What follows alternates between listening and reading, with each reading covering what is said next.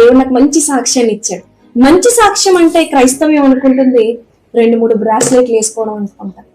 మంచి సాక్ష్యం అంటే క్రైస్తవ్యం అనుకుంటుంది బాగా కారులో తిరగడం అనుకుంటుంది. మంచి సాక్ష్యం అదైతే అయి ఉండొచ్చు, కానీ ఇప్పుడు నేను చెప్పేది కూడా మంచి సాక్ష్యమే. చెప్పమంటారా మంచి సాక్ష్యం? ఆ మంచి సాక్ష్యం ఏంటంటే దేవుడు నన్ను కారిపోయిన ఇంట్లో పెట్టాడు. నా మంచి సాక్ష్యం ఏంటంటే దేవుడు నన్ను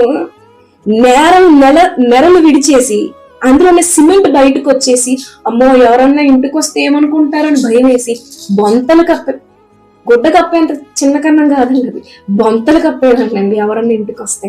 అంత మంచి నాకు దేవుడు అనుభవాన్ని ఇచ్చాడు. నా స్నేహితురాలు ఇంటికి వస్తే ఒకే గదిలో ఆమెను పడుకోబెట్టడానికి నా ఇంట్లో స్థలం లేక మన ఇద్దరు ఒకే చేట పడుకుందాం అని చెప్పి ఊరికే అని చెప్పి ఈమె ఇటుపక్క పడుకుంటే వర్షం వస్తే కారిపోద్ది. నాకు తెలుసు ఆ విషయం. అప్పుడు నాకు ఇటే నిద్రపడదు, నాకు ఇటే ఇష్టం అని చెప్పి నేను ఇద్దరు పట్టే విధంగా ఉంటుందండి. మీకు తెలిసే ఉంటది మరి ఆ టైంలో మీరు ఎంతమంది నా దగ్గరికి వచ్చారో నాకు తెలీదు.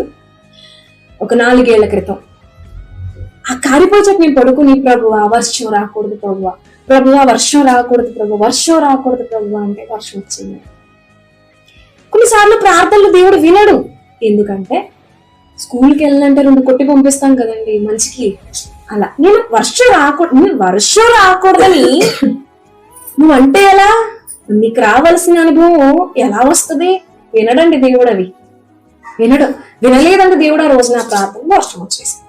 అప్పటికే అన్నాను దేవుడితో, ఈ వెళ్ళిపోయాక పెద్ద వర్షం రప్పించే ప్రభువా, వంటగదిలో 7-8 కుండలు పెట్టాను.